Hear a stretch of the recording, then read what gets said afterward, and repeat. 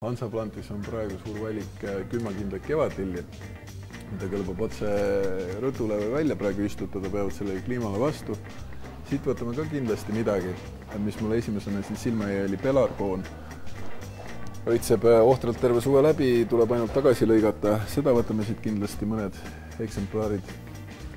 Vaatame siis edasi, mis meil on. Kirinõgesed,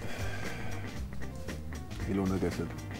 Võt seda valget võiksid ka võtta paar tükki rõdukammasse.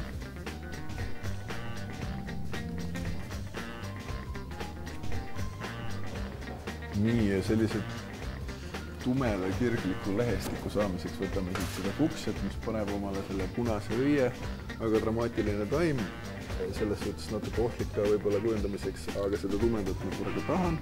Võtame siit mõned eksemplarid ja kuna mul on vaja seal üks valge laud ka ära siduda, siis on kindlasti igasugune hall ja valge väga teretulnud.